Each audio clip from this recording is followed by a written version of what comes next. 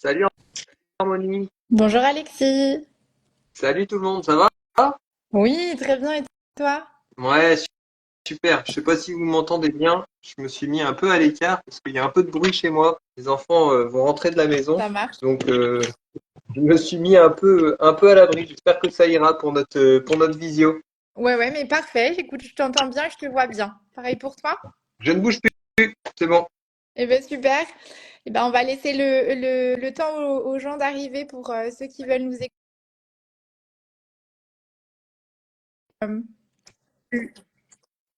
Ah mince. Est-ce que C'est là, bon. c'est mieux? Oui, ne Moi aussi, je vais bouge essayer de plus. plus bouger. Donc, je disais, on va laisser le temps tranquillement aux gens d'arriver pour ceux qui voulaient nous écouter en direct et puis ils auront l'occasion de revoir le replay. Mais aujourd'hui, Ok. on se rencontre pour parler à nouveau des déformations crâniennes positionnelles du nourrisson, en tout cas du dépistage, de la prévention et de tout ce Et- qu'on peut connaître en tant que professionnel de santé en amont de la formation.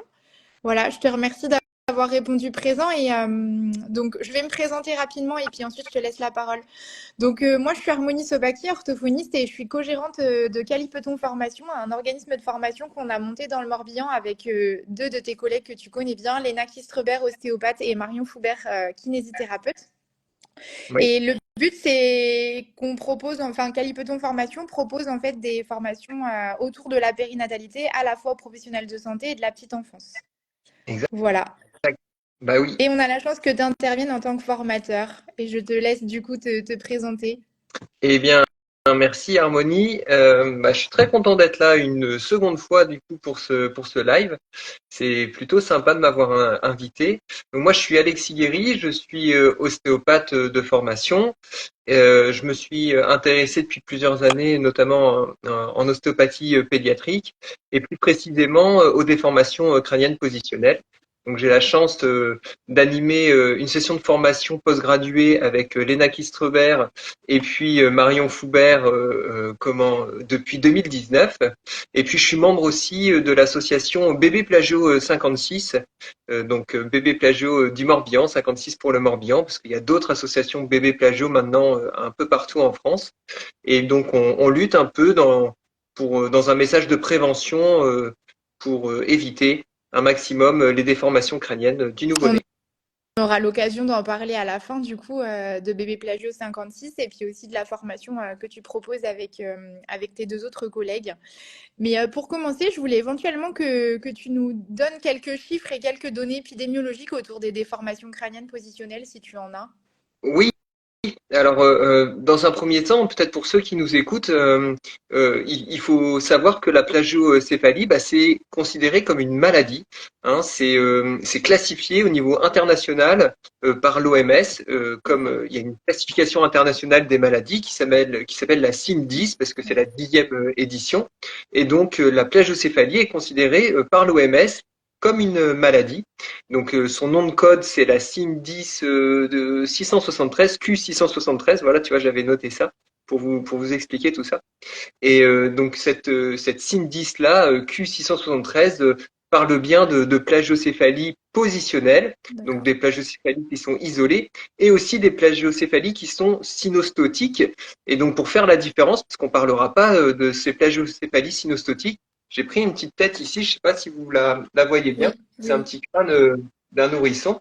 Donc ça, c'est un crâne d'un nourrisson qui a une petite plagiocéphalie. Je sais pas si vous Oui. voyez, c'est un petit peu plus plat d'un côté que de l'autre. Et donc ça, c'est un crâne qui va relativement bien, c'est-à-dire qu'on voit que quand bébé est né, les os du crâne, les petites plaques osseuses ne sont pas encore soudées les unes aux autres, et elles sont ouvertes. On voit ici la fontanelle, le petit trou qu'on peut sentir sur la tête de bébé et qui bombe un peu quand bébé pleure. Voilà, on voit bien les petites sutures de chaque côté.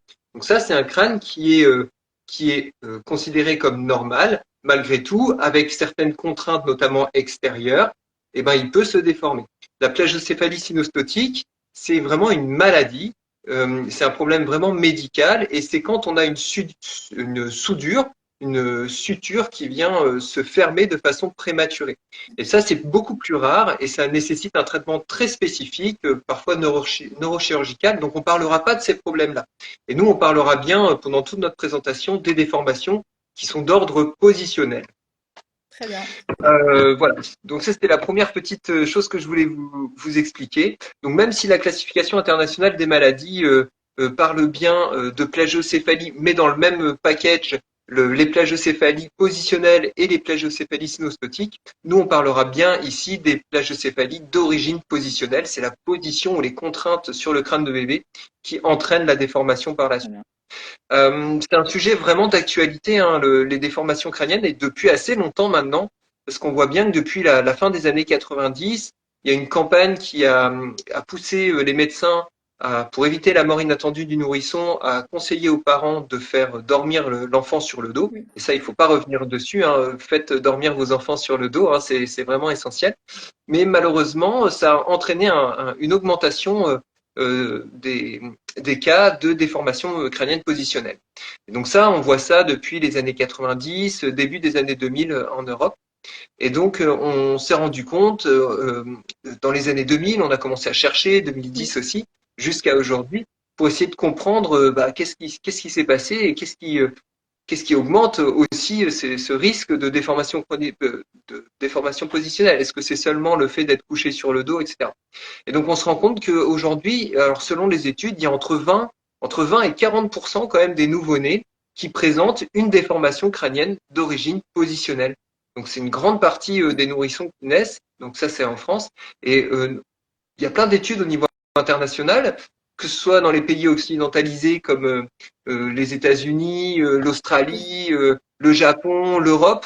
On se rend compte que c'est un peu partout les mêmes proportions. D'accord. Donc entre 20 et 40% des petits peuvent avoir une déformation positionnelle. Donc ça, c'est autour de l'âge de 4 mois. D'accord. Dans la plupart des cas, dans la grande majorité des cas, ces déformations, elles sont bénignes. Il ne faut pas être trop alarmé non plus à cause de ça.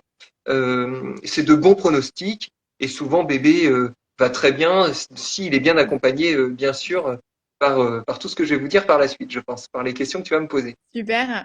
Du coup, je voulais juste revenir. Enfin, ça m'a évoqué quelque chose. Est-ce que vous avez des chiffres sur l'Afrique où les mamans portent énormément les bébés? Eh ben, c'est une bonne question. Et tu sais que dans nos formations, on nous pose souvent la question. Et j'ai Bah pas ouais. de chiffres vraiment à Ok. annoncer parce que je risque de dire des bêtises.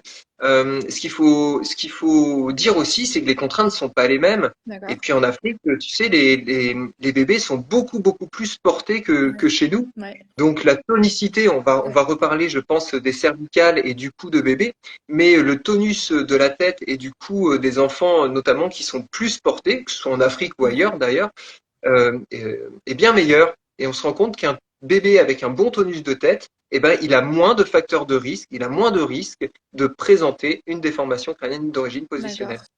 Super, merci beaucoup Alexis pour ces précisions. Et bah du coup, est-ce qu'on peut revenir un peu sur les pistes de dépistage et quand consulter les médecins, comment être orienté en kinésithérapie, en ostéopathie, dans quel ordre et éventuellement quelles recommandations la HAS a mis en place autour du dépistage? Ça fait beaucoup. Grosse question là. J'ai une minute, c'est ça, pour t'expliquer tout ça? Non, 30 secondes ouais, exactement. il Et y a, sans faute il y a- d'orthographe, hein. ouais, il y a beaucoup de questions, il y a beaucoup de choses là dans ta question On va à redécouper. développer. Ouais, Ouais, faut redécouper parce qu'il y a déjà, en effet, tu as cité quelque chose d'intéressant, c'est la haute autorité de santé. Donc en France, en 2020, il y a des recommandations qui sont sorties concernant la prise en charge des plagiocéphalies d'origine positionnelle, des déformations crâniennes d'origine positionnelle. Malheureusement, elles est sorties ces recommandations en mars 2020. Et je ne sais ouais. pas si tu te souviens, en février-mars 2020.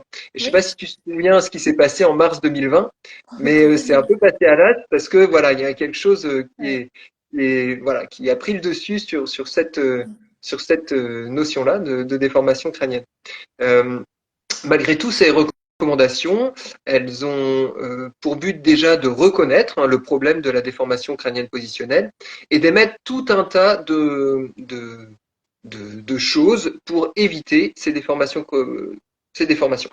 La première chose, et ça c'est quelque chose, il faut vraiment avoir en tête ça, peut-être pour les parents qui vont écouter ce live-là, Mm. c'est les parents qui sont les acteurs principaux du traitement de ces déformations. D'accord?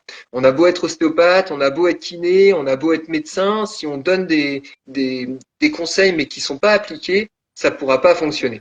D'accord? Donc le traitement des déformations d'origine positionnelle, avant tout, ça va être des traitements de positionnement de bébé. Hein, d'origine positionnelle, ça veut bien dire ce que ça veut dire.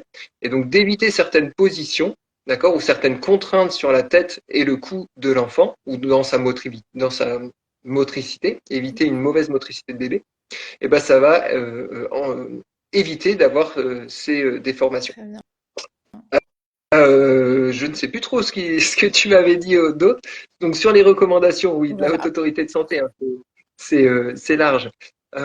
Il faut donc que les parents laissent libre de tout Oui. mouvement bébé. Il faut que Ok. bébé atteigne une très bonne motricité. D'accord? Il faut que bébé puisse largement bouger de façon Ouais. libre. Hein. C'est la motricité libre. Hein. Je crois que vous en parlez beaucoup aussi Mm. dans d'autres formations quali-peloton, j'ai vu ça. Mais c'est exactement, enfin, c'est ce qu'il faut faire. Il faut que bébé puisse bouger correctement. Malgré tout, dans certains cas, bah, bébé, pour différentes raisons, il n'est pas capable, par exemple, de tourner sa tête aussi bien à Mm. droite qu'à gauche. Donc, on a des petits torticolis. Un Tout à fait. torticolis qui peut être vraiment congénital, fort, avec un problème vraiment musculaire. Et puis parfois, ça peut être un petit un torticolis pardon, d'origine posturale. Hein. C'est vraiment bébé qui se tord et qui positionne pas bien sa tête. Et puis, vu qu'on met bébé à plat dos le plus possible, bah, les contraintes s'exercent sur une partie plus qu'une autre de la tête et ça commence à s'aplatir. Très souvent, ce qu'il faut éviter, c'est des mauvaises rotations de tête. Donc, c'est la rotation de la tête qu'il faut avoir en visu pour les praticiens qui nous écoutent. Oui. Et tout défaut de rotation de tête de bébé doit être examiné, donc notamment par le médecin, mais aussi par le kiné et par l'ostéopathe. Défaut de rotation de tête et aussi quand tu as peut-être un bébé qui se positionne rarement dans l'axe. Quand tu vois, quand on est en soins avec eux et qu'en fait, ils ont toujours la tête orientée d'un côté à regarder. Alors, effectivement, il y a un facteur environnemental, la curiosité qui fait qu'il y a une affiche au plafond, enfin, sur le côté, sur le mur, tout ça. Mais tu vois, j'ai des nourrissons ben, pour plein de raisons différentes, hein, mais qui vont avoir tendance à, pendant les soins, être orientés toujours d'un même côté. Et puis aussi à la déglutition, tu vois, du biberon ou autre, en compensation, à boire finalement en latéral, à déglutir de manière latérale. Voilà. Mais tu l'as dit, il y a différentes raisons pour lesquelles bébé peut positionner sa tête de façon préférentielle ou de façon obligatoire avec un Oui, problème musculaire. Donc ça peut être bah, le stimuli. Donc si on stimule toujours de la même manière bébé, bah, bébé il va regarder toujours plus à droite qu'à gauche par exemple. D'accord? Si les parents ou l'environnement de bébé, les jeux, les lumières ou les sons sont toujours positionnés du même bébé, bah, bébé va être toujours plus attiré d'un côté que de l'autre. C'est ce qui se passe peut-être pendant les séances quand il y a la lumière de l'extérieur ou des choses comme ça. Et puis après, il peut y avoir d'autres problématiques aussi, d'autres petites contraintes internes comme la déglutition ou parfois des problématiques digestives notamment qu'on voit beaucoup en ostéopathie. Donc des problèmes de reflux, par exemple, ou bébé, bah, quand t'es pas bien, toi tu sais ce que c'est, hein, nous aussi, hein, quand on n'est pas bien, bah, on se tord, on n'est pas bien dans notre ventre pour essayer de trouver une position de repos. Et ben bébé, c'est la même chose. Hein. Quand il est pas bien dans son ventre, il va trouver une position de confort et il va rester toujours dans cette même position. Et puis des heures durant, cette position va appuyer sur la tête. Et encore une fois, c'est un facteur de risque d'apparition de plagiocéphalie. Mais si on a ce problème de reflux, si on a toujours si on a toujours les mêmes stimuli, d'accord, toujours du même côté. Si parfois on a eu un accouchement un peu difficile, si voilà, il y a plusieurs facteurs de risque, si on cumule tous ces facteurs de risque, et ben malheureusement, bébé a plus de chances d'avoir ces déformations, de risque d'avoir ces déformations. super, merci beaucoup Alexis pour toutes ces réponses-là, du coup, ces éclaircissements. Et du coup, est-ce qu'il y a des outils en ostéopathie pour sensibiliser les parents un petit peu à l'importance, tu vois, de leur action au quotidien, en fait? Hmm, Donc, tu leur, oui. concrètement, du coup, on leur propose quel type d'outils? Des petits jeux, quel support? Euh, alors, déjà, c'est pareil, il y a plein de petites choses intéressantes. Le plus simple, pour les parents déjà, quand le bébé naît, si vous observez qu'il a un défaut, rien qu'un défaut de rotation de tête, Mm. Parce que des fois, la rotation, elle est très bonne d'un côté, et puis elle est un peu moins bonne de l'autre côté. D'accord? Et donc, on a tendance à dire, oh, mais c'est pas grave, ça va venir, c'est pas si grave, on va attendre un petit peu de voir comment ça évolue. Sauf qu'on attend et bébé, lui, bah, du coup, vu qu'il tourne très bien la tête ici de mon côté gauche, eh ben, il va rester sur son côté gauche. Et c'est là que va apparaître la déformation. D'accord? Donc, il ne faut pas attendre d'avoir une déformation de la tête pour intervenir en cas de difficulté de rotation. D'accord? Donc, s'il y a un défaut de rotation, vous allez voir déjà votre pédiatre qui conseillera sans doute un bilan chez le kiné. Et puis, ça, c'est les recommandations de la HASOI aussi. Si le kiné en voit la nécessité, on peut très bien aller voir aussi l'ostéopathe, d'accord, pour travailler peut-être un petit peu plus globalement bébé et pas que sur sa motricité. Oui. Donc ça, c'est la première chose pour les parents. S'il y a un défaut de rotation de tête, surtout quand il y a la déformation crânienne commence à apparaître, Oui. on a besoin d'un bilan, notamment médical et peut-être chez le kiné. Très bien. Okay, et puis après, bah, pour les parents, on laisse libre bébé, c'est-à-dire on le laisse jouer. Un tapis, ça suffit, Oui. hein, d'accord? On n'a pas besoin d'avoir du matériel de Oui. puériculture dans tous les sens. Un tapis, pas trop ferme, avec des jeux donc adaptés à l'âge de l'enfant, mais plutôt placés sur ses Oui. côtés, pour que bébé soit tantôt stimulé sur le côté droit, tantôt stimulé sur le côté gauche, et progressivement, ça travaillera des petits réflexes en lui qui vont lui permettre d'acquérir une bonne motricité.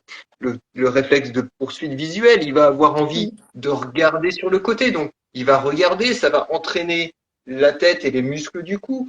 Puis, on est vachement bien fichu. Donc, du coup, cette rotation de tête va entraîner un autre réflexe, le réflexe tonique asymétrique du cou. Donc, on va tendre le bras. Donc, il va tourner les yeux, ça va tourner la tête, qui va tendre le bras et bébé va pouvoir agripper comme ça son jouet et puis il va développer sa motricité.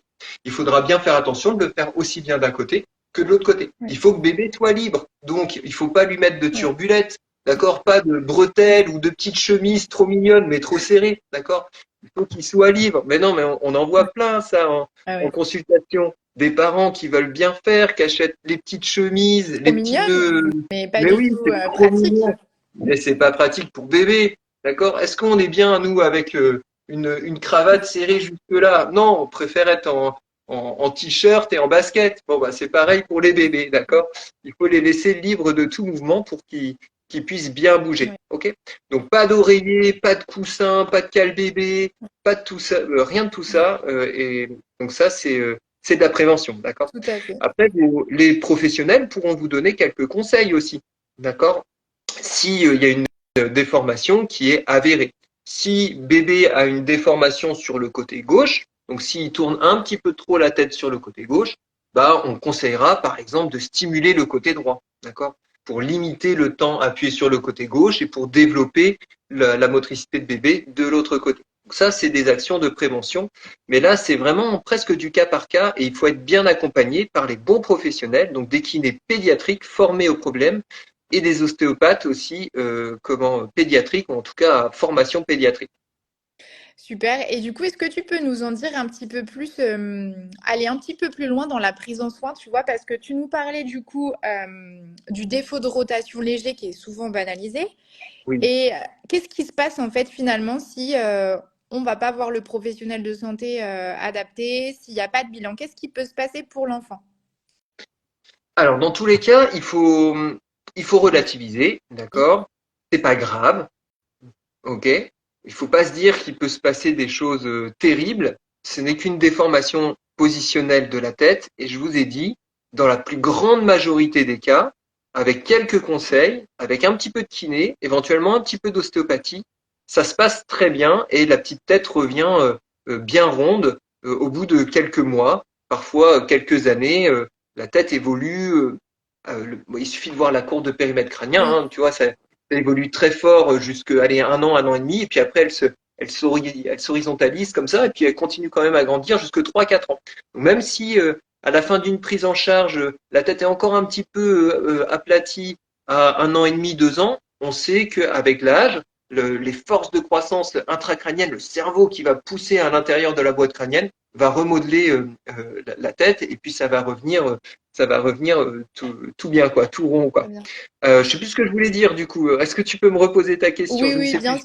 sûr, Alexis. Je te demandais en fait à partir de quel âge, du coup, les petits conseils en gros ne suffisent plus. Oui, Si tu pouvais nous parler un petit peu de la prise en c'est soin ça. après les petits conseils qui éventuellement n'ont pas fonctionné avec des plagiocéphalies plutôt sévères. Oui. Donc, un bébé qui tourne pas bien sa tête, on le prend en charge et le plus tôt possible. Ouais, ça D'accord? On fait me- une première mesure de prévention, mais si à un mois le bébé il est pas bien, on peut commencer facilement de la kinésithérapie Oui, ou de l'ostéopathie à 2, 3 mois, d'accord? Donc assez vite.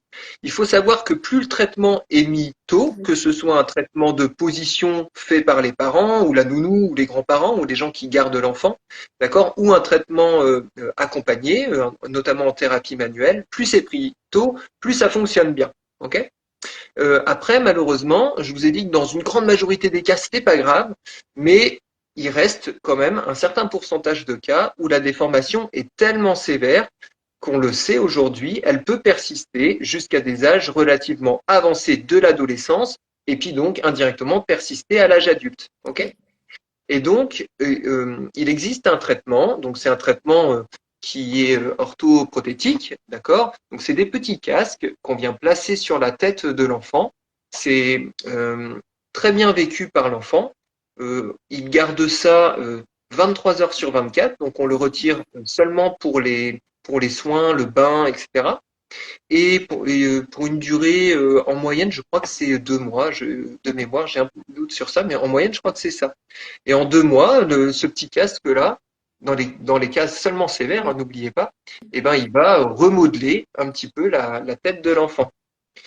Euh, pour indiquer ces casques-là, il faut avoir des mesures qui sont objectives. Donc, j'invite tous les professionnels qui nous écoutent et qui sont intéressés par le sujet à venir se former à ça, à venir se former à la mesure crânienne aussi, qui donne un côté objectif sur la déformation. Euh, voilà, cette mesure va permettre de définir vraiment la déformation. Est-ce que c'est une plagiocéphalie, donc quand c'est plat que d'un côté, ou est-ce que c'est une brachycéphalie quand c'est plat vraiment très fort derrière? Ça va permettre donc de quantifier est-ce que c'est léger, modéré ou sévère.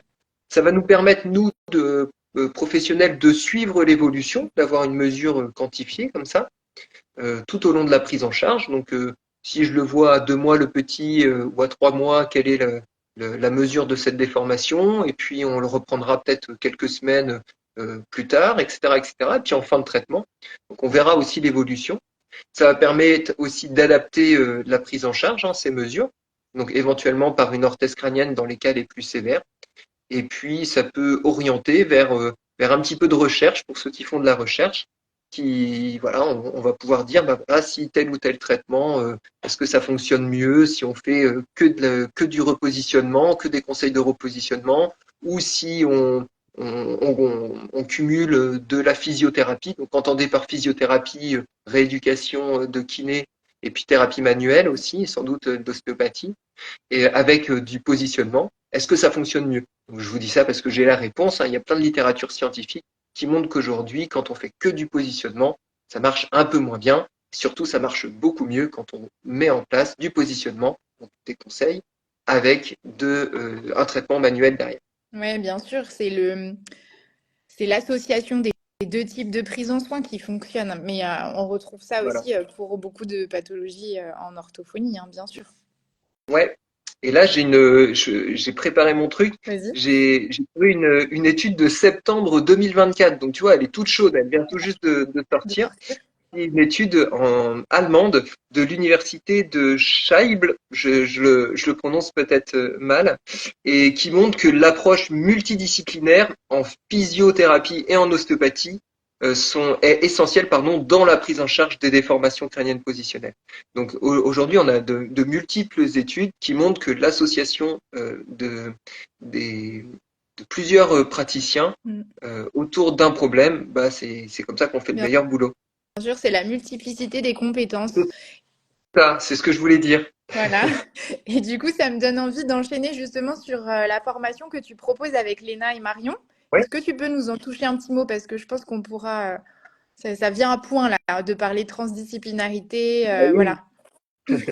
Donc, avec Léna et Marion, on a monté une association en 2018, il me semble, qui s'appelle Association Bébé Plagio 56, parce que justement, on s'est rendu compte que, à l'époque, il n'y avait pas encore les recommandations et tout ça, et que de travailler tout seul dans son coin, bah, on était souvent perdu dans le traitement et on savait pas vers qui orienter les petits. Et au final, on en avait vraiment des moins bons résultats. Donc on s'est retrouvés et puis on a dit, bah, est-ce qu'on ferait pas une association pour partager nos compétences autour d'un problème, donc celui de la déformation crânienne positionnelle. Et puis cette association-là, elle a un peu grandi. On a eu plein d'autres sollicitations. On s'est fait un peu connaître pour ce qu'on faisait. Et on a fait des petites formations à thème dans les gymnases de plusieurs petites communes autour de chez nous pour expliquer ce que c'était aux parents et puis à quelques Sensibiliser. professionnels du secteur, ouais, sensibiliser, exactement. Et tout le monde nous a dit, ah mais c'est super, mais il nous faudrait une formation là-dessus, il nous faudrait aller plus loin dans vos connaissances et puis nous montrer ce que vous faites. Et de là est sortie notre formation qui s'appelle Formation bébé plagio. Euh, et donc c'est une formation qui sur 2 jours et qui parle de l'approche pluridisciplinaire autour des déformations crâniennes positionnelles. Donc on cumule en fait l'approche des conseils, Oui. euh, voilà, du positionnement, on remet le parent au centre du Mm. traitement, je vous ai dit expliqué. On parle bien sûr de l'approche de la motricité par Marion, qui est spécialiste des réflexes archaïques notamment, hein, tu sais bien, tu en reparleras peut-être sur Calipeton Formation, Bien je lui sûr. fais de la pub à Marion, et sur les différents niveaux d'évolution moteur de Ouais. bébé qu'il faut bien examiner. Et puis pour ma part, moi je vous parle justement des mesures objectifs qu'on peut réaliser sur bébé pour aider au traitement et pour orienter le traitement des déformations Ouais, crâniennes. c'est- Ça, c'est une déformation qu'on fait depuis 2019 maintenant. Donc on va un peu partout en France, c'est un peu rigolo. Au début, on faisait ça un peu, tu vois, dans les petits gymnases autour de chez nous. Et puis de fil en aiguille, on a fait ça à l'école d'ostéopathie de Rennes, on avait ça à Calipeton Formation. D'ailleurs, merci à Calipeton aussi de nous accueillir, c'est super. Et puis dans d'autres organismes de formation dans le sud-est de la France, etc., etc. Eh ben super, merci beaucoup Alexis. Et du coup, juste si on, là il y a plein de gens de différents endroits qui vont écouter le live. Est-ce que tu peux citer deux, trois endroits où on trouve une association bébé plagio? Alors, je sais qu'il y en a plusieurs qui sont en cours de D'accord. création, notamment en Ille-et-Vilaine, Ok. toujours en Bretagne. Mais il y a aussi, bien sûr, nos collègues de Lyon, donc Oui. ABP 69, qui ont une super association aussi. Il y a ABP 74 à D'accord. côté, donc c'est la Savoie, Oui. je crois, à 74, si je me trompe pas. En Normandie aussi, on voit D'accord. des associations qui commencent à se monter et puis à naître.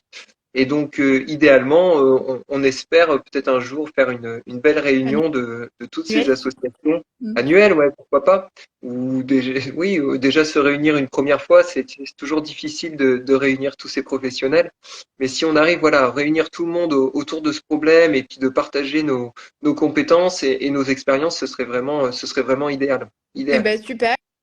Et du coup, Alexis, pour conclure un petit peu, là, est-ce que tu aurais deux, trois lectures à conseiller sur le thème des déformations crâniennes positionnelles à des professionnels de santé qui se sont pas encore formés, mais qui vont peut-être prochainement le faire? Oui, et ben je m'attendais à cette Super, question et donc je suis allé voir dans ma j'aime bien. bibliothèque. Voilà, je suis allé potasser un peu dans ma bibliothèque pour voir ce que j'avais. Et franchement, on parlait un petit peu du matériel de puériculture. Et Oui, c'est vrai que voilà, j'ai eu 3 enfants, donc je sais un peu ce que c'est. Et on nous dit, bah alors, est-ce que tu as fait une liste de naissance? Qu'est-ce que tu commandes pour ton oui. bébé là? Il va naître, t'as besoin de quoi? Il faut que j'achète quoi? Des jeux, un portique, une balancelle, tatati tatata. Et en fait, il n'y a pas besoin de grand-chose, hein. Un bon tapis et de la motricité. Et c'est très bien, sauf que de la motricité, parfois on dit, bah oui, mais quelle motricité? Et donc il y a un bouquin qui est super, et ça, je sais pas si tu le vois ici, c'est Oui, un bouquin qui a été écrit par Michel oui, Forestier, qui est kinésithérapeute, qui est vraiment encore considéré comme une référence, je pense, dans le domaine de la pédiatrie en France. Et c'est un super bouquin aussi bien pour les professionnels que pour les parents. Et ça, c'est un super bouquin à offrir, par Oui, exemple, pour une naissance. Donc, pas besoin de matériel de puériculture qui sert à rien. Par contre, un livre qui explique vraiment comment bébé va se oui, développer, je pense que c'est bien essentiel. sûr. Donc voilà, ce livre-là, il est top. Super. Et puis j'ai deux autres livres aussi. Un autre livre qui a été écrit par nos collègues justement de ABP 74, Guillaume Laroumet et Emmanuel Pigmal. Donc D'accord. c'est deux ostéopathes qui ont écrit ça. Donc mon bébé à la tête plate, je fais quoi? Donc ça Ok. c'est un peu un livre un petit peu plus grand public. D'accord. Et le dernier, bien sûr, je termine par celui-là parce que j'ai eu la chance de le coécrire avec 22 autres professionnels, donc des neurochirurgiens, des sages-femmes, des puéricultrices, des pédiatres, des kinésithérapeutes, Oui. des ostéopathes. On était 22 co-auteurs à se réunir voilà, pour parler de la déformation crânienne positionnelle. Donc c'est ce livre-là aux éditions Elsevier Masson. Voilà, et donc Super. ça, c'est un livre que tout professionnel, kiné, ostéo ou autre, devrait lire, à mon sens. Il date de 2022, donc les références sont assez Oui. récentes. Voilà, et donc voilà mes trois lectures autour de la déformation crânienne. Eh ben super, merci beaucoup Alexis. Est-ce que tu aurais un dernier mot à ajouter éventuellement pour donner envie aux collègues de tous horizons de s'informer sur ce sujet qui est quand même, comme tu l'as dit, hein, de plus en plus, qui prend de plus en plus d'importance autour de, enfin voilà, dans la santé périnatale actuellement? Ah oui, si tu me laisses encore une demi-heure, oui, je pourrais continuer parce que le Bien sujet est sûr. passionnant. Ouais. Parce qu'en fait, on se rend compte que ça fait coïncider tout un tas de choses autour de bébé hein, et de partenaires autour de bébé, Oui. d'accord? Les parents, les médecins, les kinés, les ostéopathes et j'oublie d'autres professionnels, les puéricultrices, les aides-soignantes, Les les sages-femmes. nounous, les sages-femmes. Voilà, il y a tout un tas de choses à faire autour de cette problématique. Ce n'est qu'une problématique. Il faut pas oublier que la plagiocéphalie, c'est considéré comme un symptôme et le symptôme d'un déséquilibre sous-jacent de bébé, de tension que bébé peut sentir dans son corps ou avoir dans son corps, comme un défaut de rotation de tête. On a donné l'exemple tout à l'heure, quoi. Oui. Euh, et donc voilà, de venir se former, de venir s'intéresser à ça. En fait, on se rend compte que c'est hyper riche parce on apprend dans plein de domaines différents. Donc Oui, et ça, j'espère que ça permet de faire des liens avec, comme tu dis, le fonctionnement global c'est du ça, nourrisson et du nouveau-né de toute façon. c'est ça. J'ai fait plusieurs formations en ostéopathie pédiatrique et honnêtement, là où j'ai le plus progressé, c'est depuis qu'on a cette association et c'est depuis qu'on échange par nos réseaux sur tel ou tel problème. Et c'est là où j'ai appris le plus, quoi. Même plus que dans certaines formations. Donc déjà, si ça vous intéresse, venez adhérer aux associations. Si vous avez la chance d'avoir une association près de chez vous, sinon montez l'association dans votre Oui, département, on sera pas de content souci. de vous aider. Et puis venez vous former, venez nous rencontrer. Et puis on partagera tout notre acquis d'expérience. On sera très heureux de vous le partager pour que vous puissiez avoir les bons réflexes en cabinet. Eh ben, super. Eh ben, merci beaucoup, Alexis. C'était un vrai plaisir de partager ce sujet à nouveau avec toi. On sent bien à quel point ça t'anime. Ça fait vraiment plaisir. Ouais, c'est depuis longtemps, hein, depuis longtemps, on se pose toutes ces questions et on a toujours autant de plaisir à venir en parler. Donc voilà. Oui. Eh ben, écoute, moi, je suis très contente de t'avoir accueilli là pour la deuxième fois chez Calipeton. On va juste rappeler les villes voilà, où vous interviendrez l'année prochaine en formation avec Léna et Marion. Vous serez à Vannes au mois de mars 2025. Vous serez Oui, ensuite à Paris en octobre 2025 et vous serez également à Bréal sur la fin du mois d'octobre 2025. c'est Voilà. ça. C'est une Voilà. formation en interdisciplinarité où effectivement vous invitez les pédiatres, les médecins, les kinésithérapeutes, les ostéopathes, les sages-femmes, les infirmières puères, les auxiliaires aussi, les ergothérapeutes, les orthoprothésistes Voilà. à venir échanger autour de cette thématique transdisciplinaire. Exactement. Vous imaginez si on arrive enfin, quand on a des formations où on a un professionnel déjà de tous les professionnels que tu as cités, on a un de chaque dans notre groupe de formés. Vous imaginez les échanges. Ah bon, toi tu fais comme ça, mais moi je pensais si et on pourrait faire comme ça. Enfin, c'est hyper intéressant. Et on fait la formation depuis 2019, mais à chaque fois que je termine une formation, j'ai l'impression d'avoir appris des choses, moi. Et c'est moi qui apprends, tu vois. Donc c'est Bah oui, génial. on apprend aussi des stagiaires, hein, comme tu dis, on est, Et oui, voilà, bien sûr. oui, tout à fait. Et bah Voilà. Et super. je passe Et d'ailleurs bonjour à tous les stagiaires qui sont venus, qui sont déjà venus en formation avec nous. Et je les remercie parce que à chaque fois, voilà, c'est super. Enfin, on a un ouais, grand oui. plaisir. Et puis de lire les retours, ils sont toujours vraiment très très satisfaits. Les retours de votre formation sont vraiment excellents et c'est justement ce côté d'échange pluripro et interdisciplinaire qui ressort à chaque fois comme étant l'élément le plus positif en fait. Bah oui. Merci, merci Harmonie. Et ben je te souhaite une bonne soirée Alexis et je te remercie du temps que tu m'as consacré. C'était un réel plaisir d'échanger avec toi. Ok, et bah, c'est partagé. Et puis bah, à très vite l'année prochaine, on s'en refait un de Et petits lives comme ça. avec plaisir. À très bientôt. Allez, salut! Salut.